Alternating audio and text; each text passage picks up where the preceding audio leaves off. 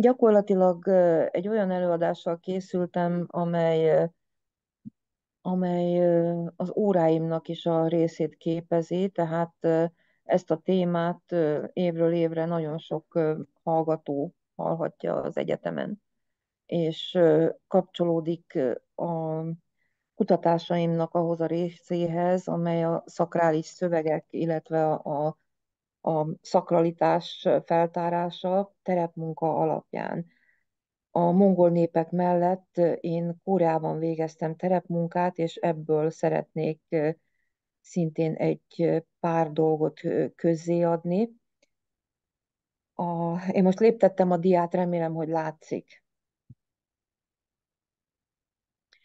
A következő diámat a popkulturális megjelenésbe, rögtön a közepébe vágva ennek a megközelítésnek indítanám, hogy a sámánizmus Koreában nem csak kulturális brand, nem csak egy olyan jelenség, ami az országimázs része, bár egy kicsit hullámzó, és néha a politikának is a függvénye, de egy olyan jelenség, ami az úgynevezett Hallyu, tehát a koreai kulturális értékek, a soft powernek világszerte ismert megjelenési formájához, filmek, a K-pop vagy K-pop, stb. Jelenséghez is kapcsolódik.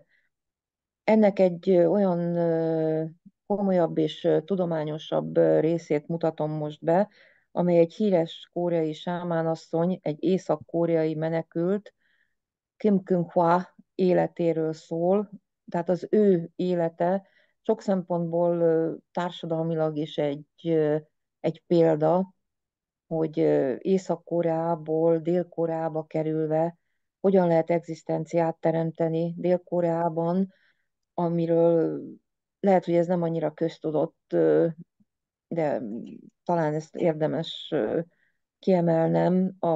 A sámánizmus sok szempontból képezi a mindennapi élet és az ünnepek részét is. Tehát sámánokhoz sokan fordulnak, ezt be fogom mutatni hamarosan a diáimon is, ami terepen készült, és a sámánizmus az előadó művészetnek is egy fontos része lett. Ez a film, amit itt láthatunk, 2014-ben készült, és az ő eléggé regényes életét mutatja be. Remélem, hogy sikerül bemutatnom ennek a 2014-es filmnek a trélerjét, ami a következő diáim egyikén lesz.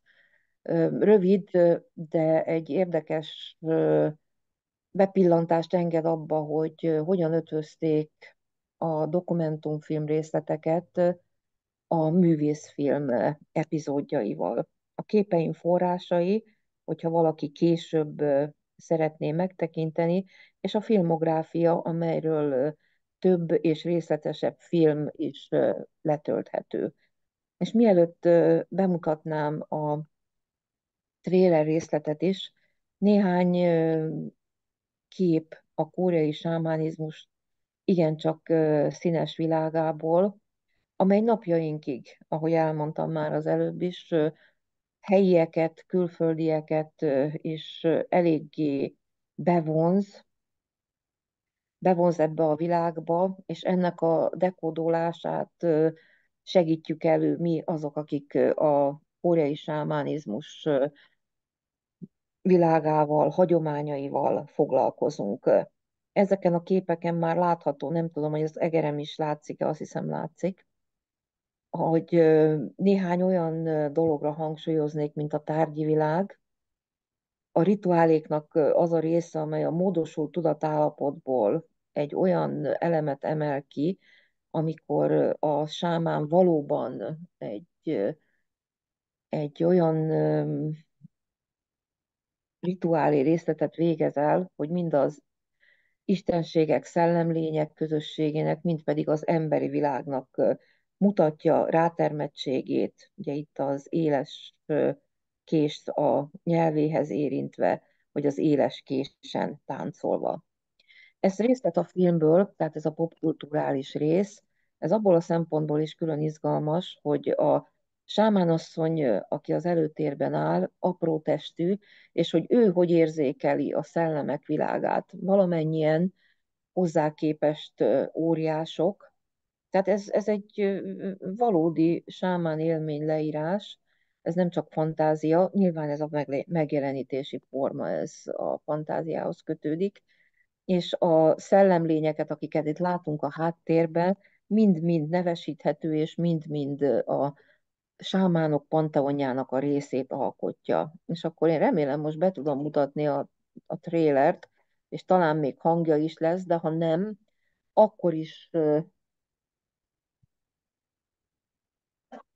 is a képek önmagukért beszélnek.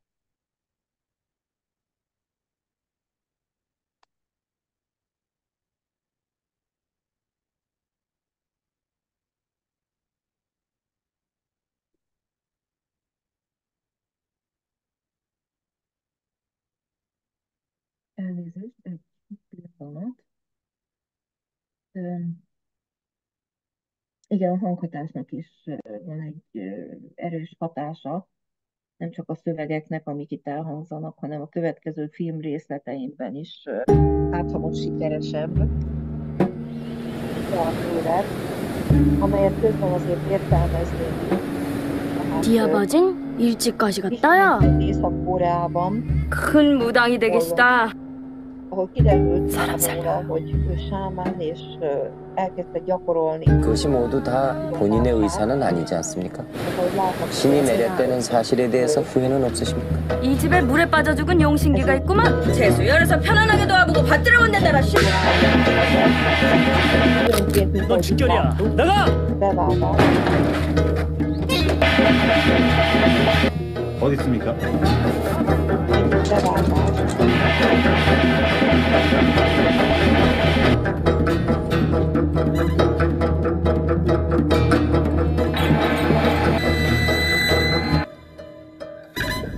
어떻게든 이 사람 꼭 살려야 한다. 광대기 원웅기 장력이 음력이 뜬기 뜬신 허튼신에 죄다 두루 한 상 잘 먹여서 보내라. 알겠어?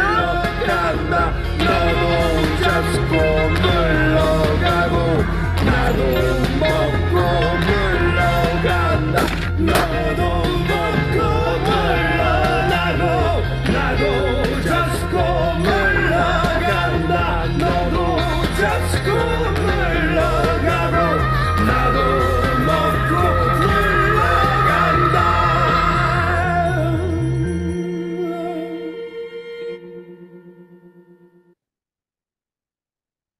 Ö, Most ez lett volna, amely a művészetet, illetve a rituálék valódi elemeit vegyíti, mint ahogy említettem, dokumentumfilm elemekkel. A felirat pedig Manshin, tehát ugye a sámánok szellemvilágára utaló kifejezés. A következő az egy rövidebb film, az pedig azt érzékelteti, hogy a sámán rituálénak milyen a dinamikája, egy nonverbális kommunikatív aspektusból szemlélve például, tehát a mozgásformák, a tárgyak használata. Ez tényleg csak néhány másodperc, szeretném ezt is megmutatni, mielőtt a további gondolatokkal megvilágítom a koreai sámánizmus lényegét. Előre szeretném felhívni a figyelmet, hogy milyen gazdag a tárgyi világ, illetve az oltár és az oltárra kitett áldozatok.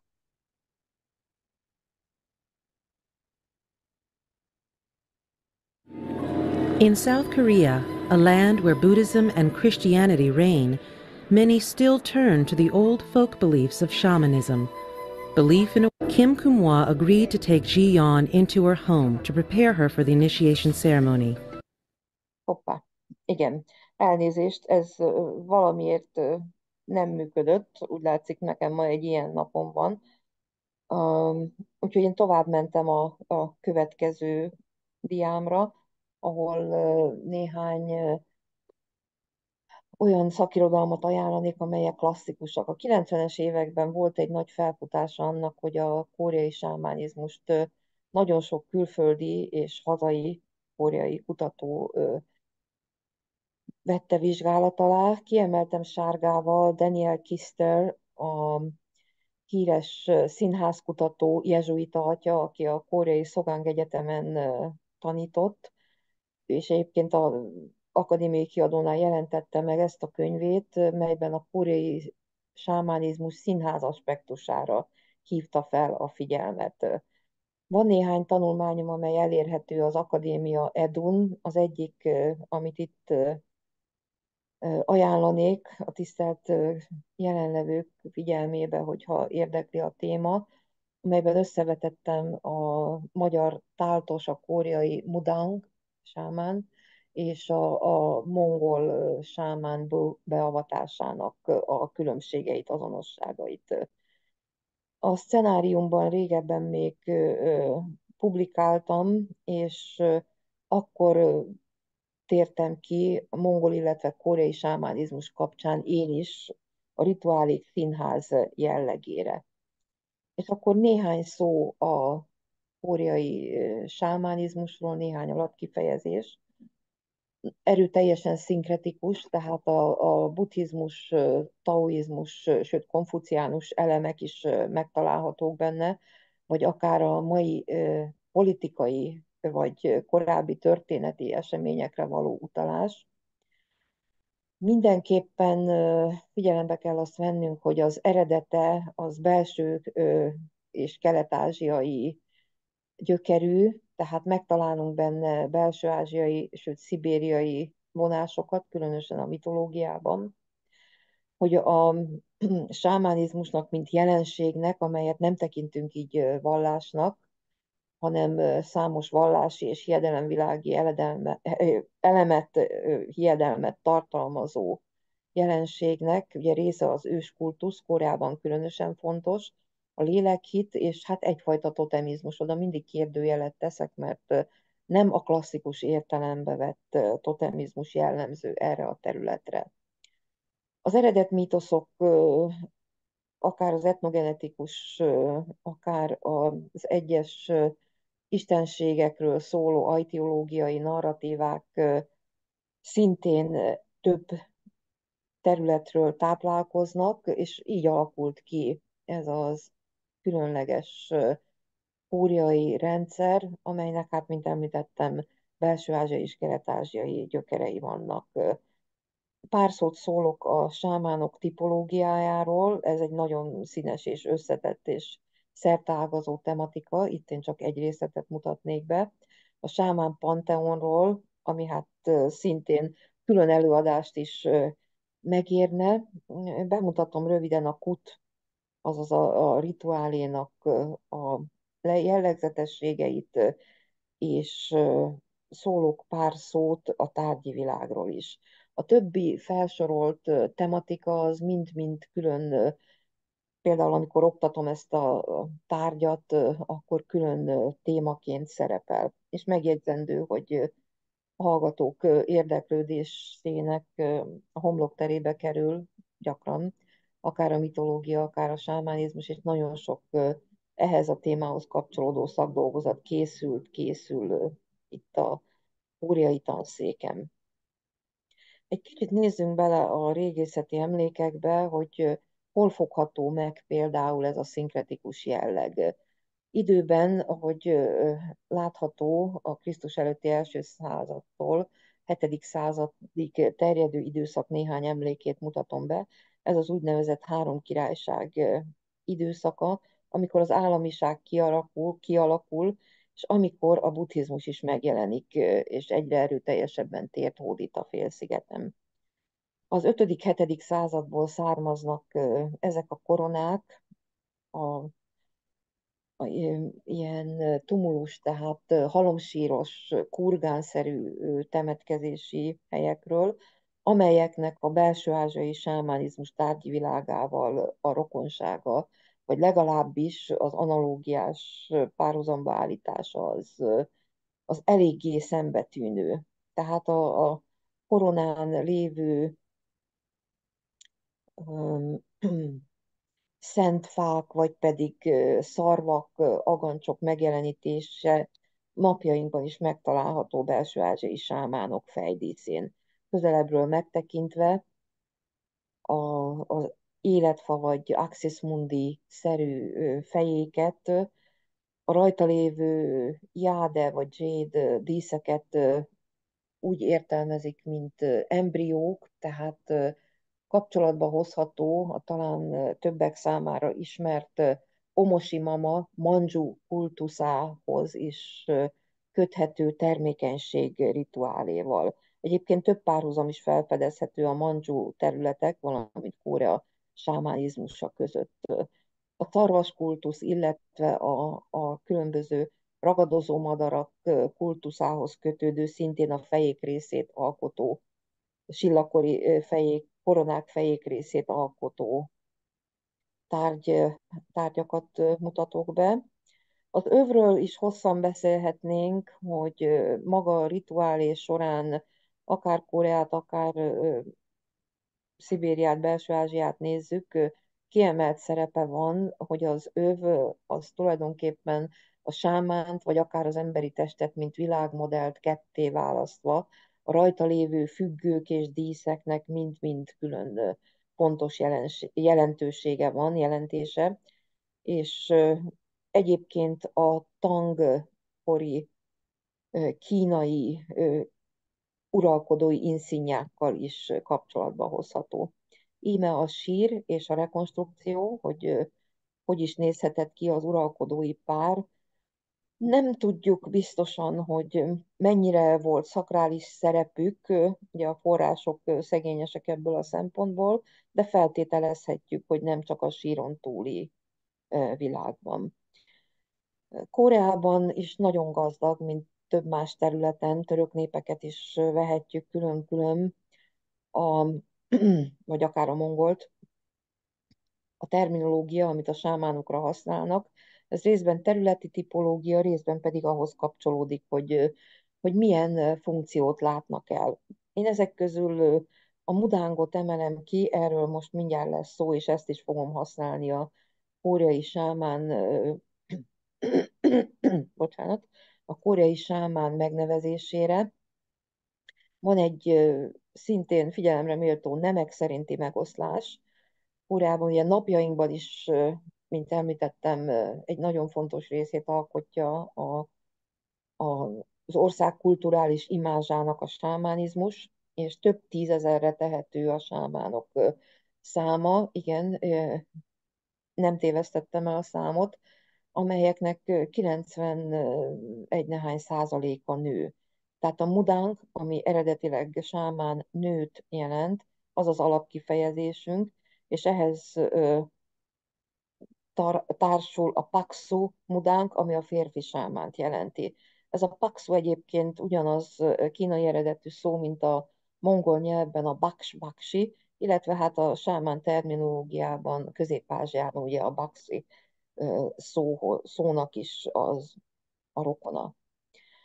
Csak összegezve, hogy a területi megoszlásban északon és középen, tehát hogyha 4 régióra osztjuk Koreát, akkor az úgynevezett karizmatikus, az istenségbe vagy szellemlénybe vetett feltétlen hiten alapuló sámánizmus a jellemző, tehát az istenek és a szellemek választottja gyakorlatilag a sámán, és panteonja nagyszámú szellemlényből, istenségből áll.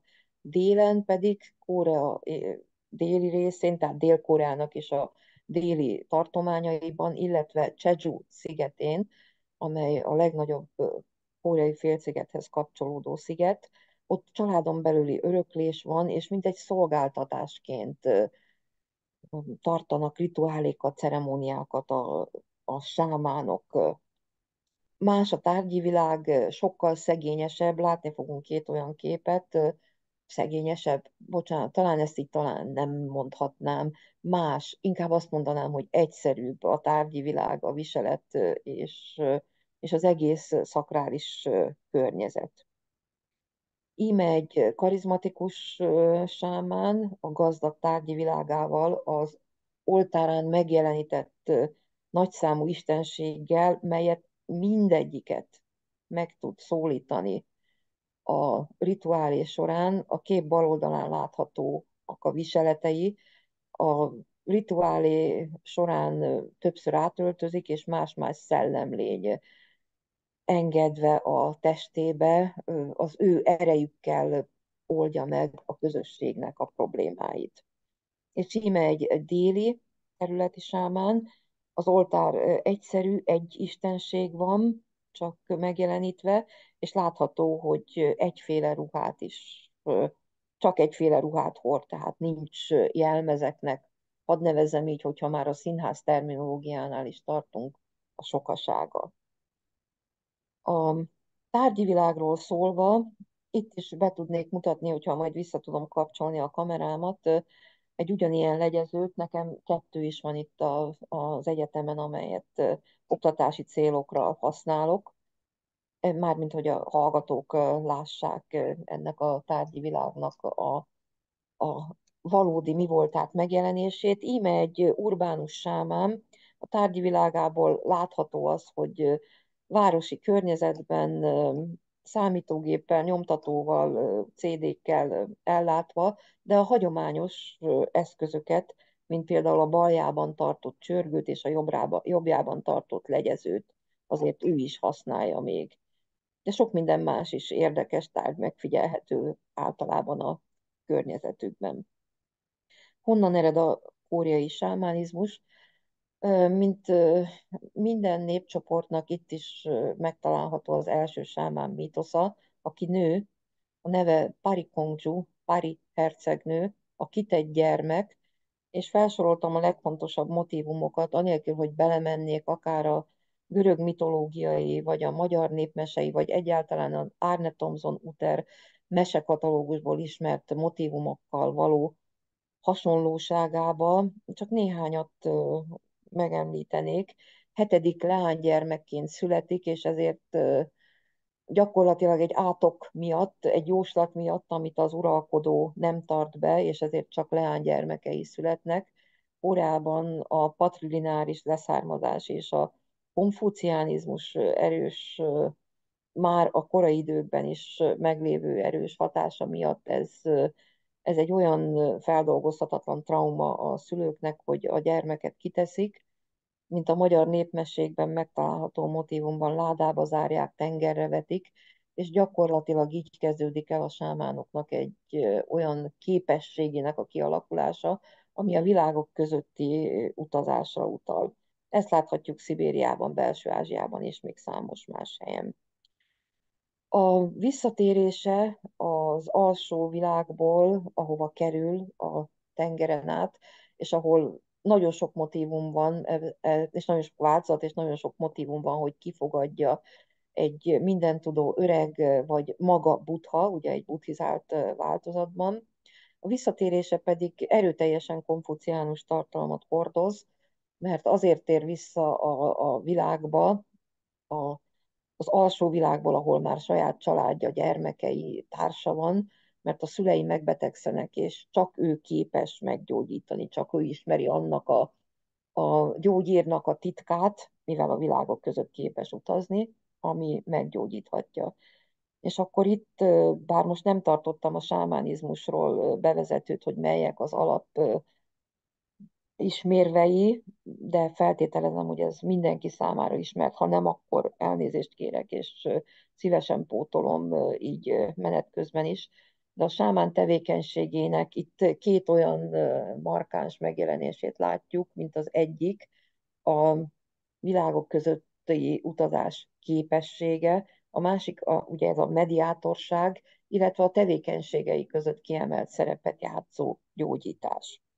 Tehát ez az első sámán, és nagyon sokszor felidézik a történetét, a mítoszát a sámán rituálék során. Külön viselete van, én itt hoztam 2, hogy a popkulturális, illetve a hagyományos megjelenítését bemutassam. A sámán ruháknál például a jobboldali popkulturális, és hát a sámán kalapra, bár az egy másik viselethez kapcsolódik, megjelenítésében a színes ruhaúj például napjaink sámányainak egy olyan fontos eszköz, tárgya, mint viselet, amely arra utal, hogy Parikongju, tehát az első sámánasszony szellemlényét idézik meg. A baloldali pedig egy Joseon időszaki, tehát Korea 15-től 20. századig tartó dinasztiájának a női viseletét mutatja. Tehát még egyszer hangsúlyozva, az első sámán mitoszában buddhizmus, konfucianizmus és természetesen a sámánizmus, valamint több hiedelemvilági elem is együtt megtalálható. Pár szót szólnék a rituáléról, ezt úgy hívják, hogy kut. Néhányan kapcsolatba hozzák, szerintem még azért további kutatást igényelne ez az etimológiai társítás a török kut, illetve a mongol kutug kifejezéssel. Én nem vagyok benne biztos, hogy ez egy jó etimológia, de minden esetre szólnunk kell róla, mert a szakirodalomban búvópataként többször is elő-elő tűnik. Maga a rituálé 1 vagy 3 napig tarthat, illetve részrituálék, amelyek néhány órán keresztül. Én korábban, amikor jártam, ebből lesz majd néhány kép hamarosan, egy hosszabb rituálén vettem részt, amely egy teljes napos volt, és néhány rövidebben, amely pár óráig tartott. Az első rituálé, amelyet a sámán és mestere maga tart, ez a beavató rituálé, amelyet úgy hívnak, hogy Nerim Kut, és az elhívó szellemlényt, vagy istenséget meghatározva, hogy melyik lesz az, amelyik leginkább pártfogolja a sámánt, ugye az ő vele való első olyan találkozás zajlik, amely hát sámán kutatóknál különösen kivívta az érdeklődést. A fájdalom, az erőszak és nagyon sok olyan emberi érzés kerül felszínre, amely hát a beavatás nehézségét mutatja. Itt felhívnám a figyelmet a 2 alsó kifejezésre, ez a sin amani és a sin tal szavak, amelyek szintén a női principium elsőségét mutatja. A sinamoni azt jelenti, hogy szellem nagymama, a sintál pedig, hogy szellem leány, tehát ha férfi sámánokról van szó, akkor is általában ugye ez a kifejezés a használatos. És akkor néhány ábrázolás, ez a Minghua, tehát a népi rajzok, melyek ugye Kínában is jól ismertek, kevés, de azért van a Joseon időszakból sámán ábrázolás, amikor a sámánizmust, tehát a konfuciánus társadalomban perifériára szorítva nem tekintették hát fontosnak a társadalom számára, de ugyanakkor tovább élt, és virágzott, és sokan fordultak valóban a sámánokhoz különböző olyan dolgokkal, ami hát az egyénnek fontos, vagy a közösségnek. Egy újabb archívumi dokumentum, primér forrás, a japán megszállás ideje alatt, ez a 20. század első évtizedei, a japánok egy nagyon részletes dokumentációt készítettek arról, hogy milyen Korea népi hagyománya, milyen a koreai etnográfia, és ekkor dokumentálták nagyon nagy részletességgel a sámánizmus. Napjainkig is ezeket a viseleteket figyelhetjük meg egyébként a rituálék során.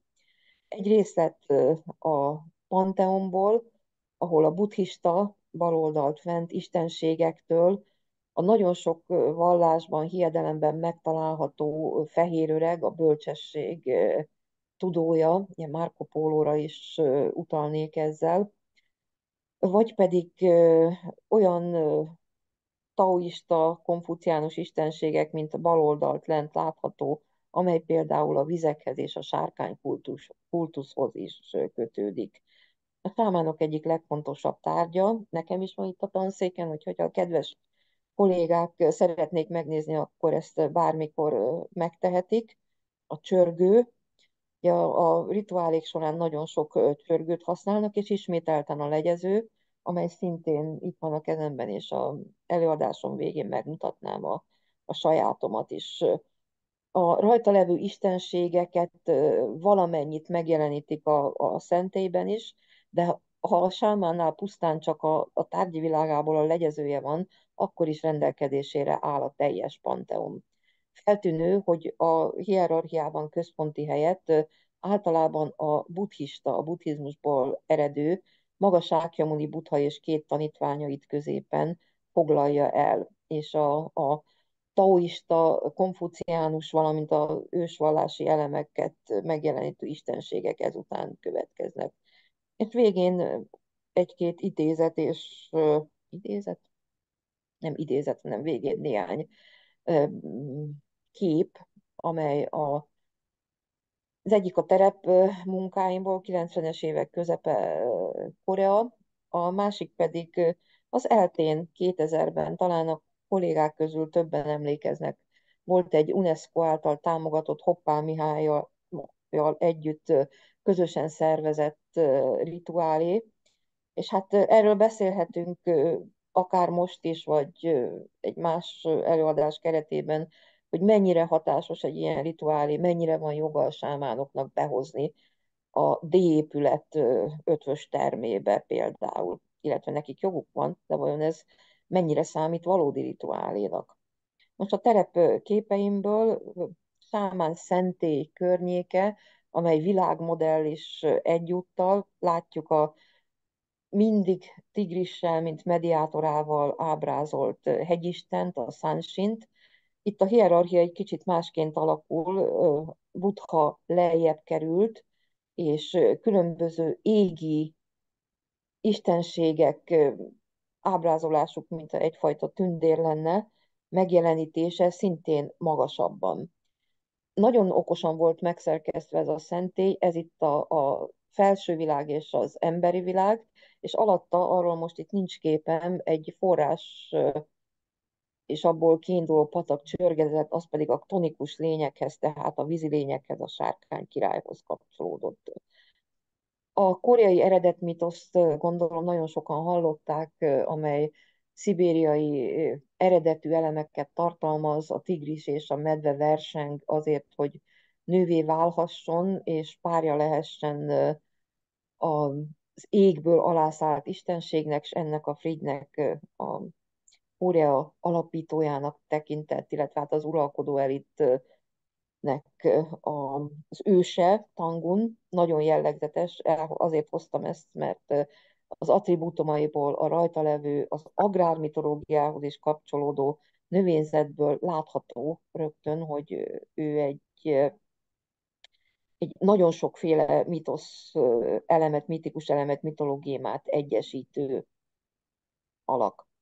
Azt hiszem, ez most jól látszik órán, amikor kivetítem, mindig túl sötét. A disznó áldozat, amely areális jelenség a mandzsu sámánok rituáléi, mint például az akadémián őrzött Vecseremetere Kolibithe, tehát a mandzsu sámáni udvarnak a rituális könyve, melyből Bálint Gábor, Szentkatonai Bálint Gábor is készített rövid fordításokat és egy összegzést, és Melles Kornélia fordított.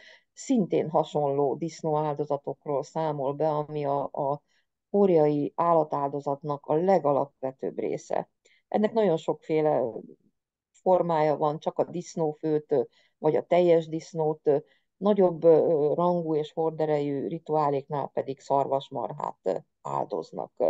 Itt látható ez az oltár, itt lejjebb az a bizonyos forrás, amiről beszéltem, és az alsó világ, illetve a tonikus lényeket megjelenítő hely, és itt pedig a sámán, ez alkalommal egy férfi, egy egyszerűbb ruhában, az áldozatok, makkoli, tehát mindenképpen valamilyen alkoholos ital is, és akik az áldozatot kérték, és ezt mindig el szoktam mesélni a hallgatóimnak is, hogy ez egy szülőpár, akik a leány gyermekük megosztották velünk, akik ott terepeztünk egy kicsit, megosztották ezt a gondolatot. Természetesen, amit nem lehetett, azt sosem rögzítjük, hogy ők a leányuk sikeres felvételéért hozták ezt az áldozatot, és több oldalról is bebiztosítva. Ugye korábban tudjuk, hogy szintén akárcsak Japánban ez a nagyon erős verseny, ez elég sok problémát okoz a fiataloknak.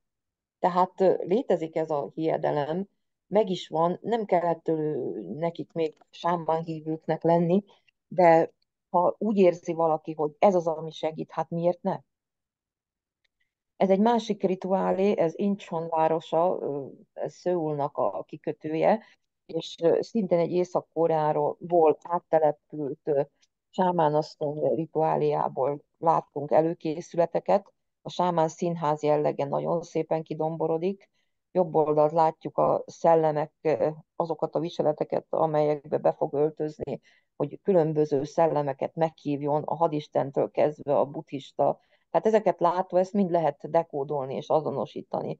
Vagy a kalapokat, és hát a kialakított, ahogy itt jól látható, kialakított panteont, az oltárt pedig a gyümölcsökkel. Híres sámánok Szibériával és Belső-Ázsiával ellentétben nem saját maguk dobolnak vagy zenélnek, hanem akár teljes zenekaruk is van, ahogy itt látható. Íme a sámánasszony éppen egy hivatalnok szellemet jelenít meg.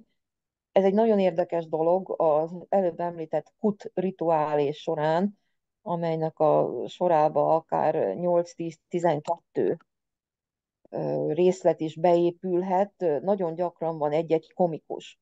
És a komikus, tehát megint csak a színház elemnek a fontossága, a komikus elem nagyon gyakran a hivatalnok, a tisztviselők szellemlényeinek a viselkedése, az ő szavaik, tehát itt nonverbálisan és verbálisan is mutatja ezt a fajta viselkedést. Íme a sámán, hát mondjam úgy, hogy zenekara, nézzék meg, ugye a Django dobon, cintányéron, fuvolán játszó zenészek, a háttérben szintén rózsaszín hambog nevű viseletet hordó leányok pedig a sámán asszonynak a tanítványai. Itt a disznófő, remélem ez is látszik közben, én itt az egeremmel körözöm, úgyhogy gondolom, hogy látszik.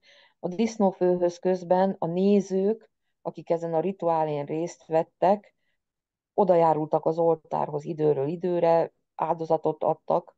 Ez azt jelenti, hogy néhány bankjegyet, vant tettek a disznó szájába, és elmondták a kérésüket, amelyet később a sámán asszonnyal meg lehetett konzultálni. A rituálénak egyébként egy ilyen köszönetmondás volt a célja, amelyel a sámán asszony megköszönte Incheon városának, hogy befogadta. Ahogy esteledik, egyre inkább közeledik a rituálénak a kulminálása, tehát egyre, egyre több a néző is, amint itt látható a sorokban, reggeltől estig. A hadistenné való átlényegülés, amikor megsérti a testét. Én itt bejöhettem, ezek az én fotóim, bejöhettem a sámánasszony engedélyével a színfalak mögé, és innen tudtam ezt lefotózni, és valóban ez a hatalmas fegyvertár, ezek valódiak, tehát nem színházi fegyverek. Tehát ez a módosult tudatállapotról szól, amikor a sámán nem sérül, amikor a különböző fegyverekkel a testét érinti. A háttérben látható létre tetején van egy éles penge, és ez a rituáléknak, minden rituálénak ezt úgy hívják, hogy csaktukori, vagy a, a hadvezéreknek, tehát a fegyveres hadvezéreknek bemutatott áldozat gyakorlatilag, hiszen a sámán is áldozatot hoz ezzel, és a pontos rituálé elvégzése az különösen kiemelt abból a szempontból, vagy kiemelhető abból a szempontból, hogy a szellemlények akkor hangolhatók arra, hogy az emberi közösséget, az egyéneket segítsék. És akkor az utolsó képeim pedig a D-épület mindenki számára jól ismert ötvös terme, akkor még nem ötvös terem volt, ez 2000 májusa, amikor a Magyarországon járt sámán csoport gyakorlatilag létrehozott egy rituális helyet. Ezek a feliratoknak egy része, ez most nekem megvan a tanszéken, ezeket megkaptam ajándékba. Itt egyébként az alvilági bírák láthatók a Panteonból, akik megítélik a bűnösöket, tehát itt is előteljes a taoista, illetve némileg a buddhizmus hatása is. És akkor nézzünk ebből egy-két képet. A, íme itt van a terem, gondolom most már mindenki felismeri, az asztalokon helyezték el az áldozati szójasüteményeket és gyümölcsöket, és a papírból megjelenített pénzeket, és ez az a rituálé, amit a halotti szertartások során tartanak, élő és holt kettéválasztása. A sámán asszony a testével fogja ketté hasítani ezt a gyolcs darabot, ugye a segítői segítik ezt, és ez egyfajta pszichodráma, illetve megkönnyebbülés az élők számára, hogy békében elváltak szerettüktől. Itt már jól látszik, hogy testével ketté hasította. A ruhája pedig a már említett parikongzsu, tehát a sámánok prototípusa Koreában. Egy híres paktu, ismét egy sámán, egészen gyönyörű legyezővel, nagyon sok messziről is látható buddhista istenséggel, és a kezében tartott attribútumok, illetve a fejfedőjéből felismerhető, hogy egy hadisten rituáléhoz készül. Előtte egy jóslószertartást mutat be. A ruhának az ujjait most hasonló ahhoz, ami a parikongzsu viseletnek a része egyébként.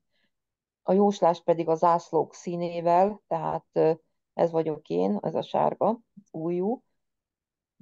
Nyilvánvaló, hogy velem is húzattak a zászlók közül, hogy húzzak ki egy szerencsés vagy kevésbé szerencsés színt, amely megmutatja, hogy az eljövendő időszakban milyen, vagyis hogy mi vár rám.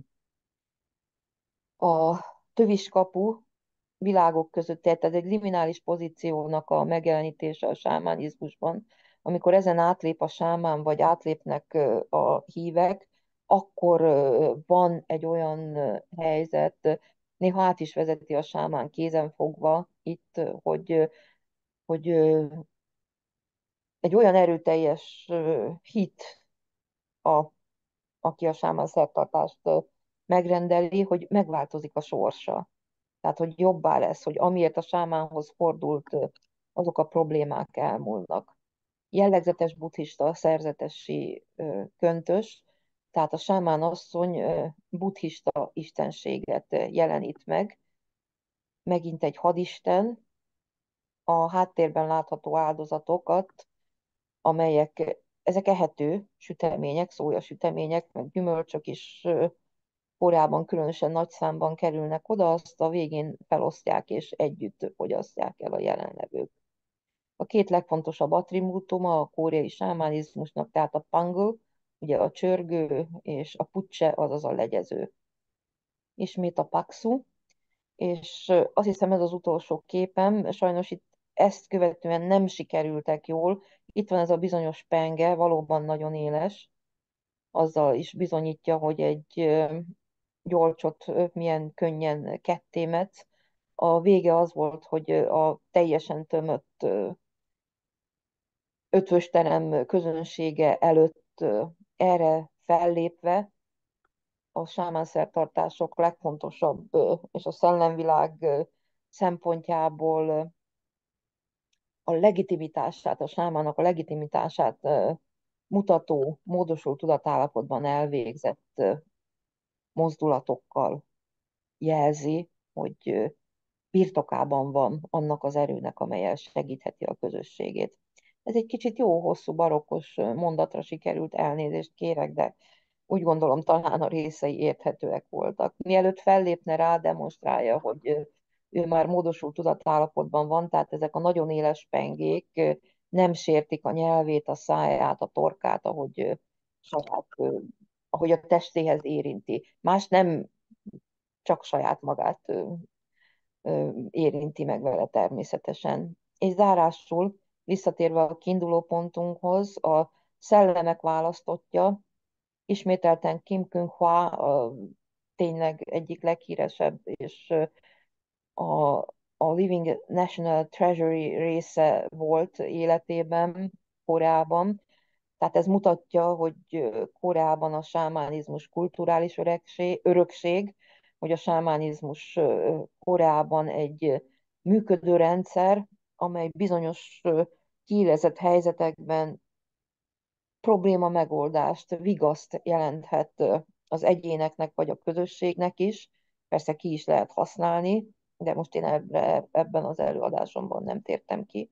És azt, hogy a szellemek választottja sámánasszony egy mai modern popkulturális megjelenítésben bemutatva egy valódi kutatásra alapozottan, hogyan érzékeli a szellemvilágot. Ez egy nagyon ritka mozzanat egyébként, hogy ezt így persze művészi eszközökkel és a fantáziát is segítségül hívva, de láttatják.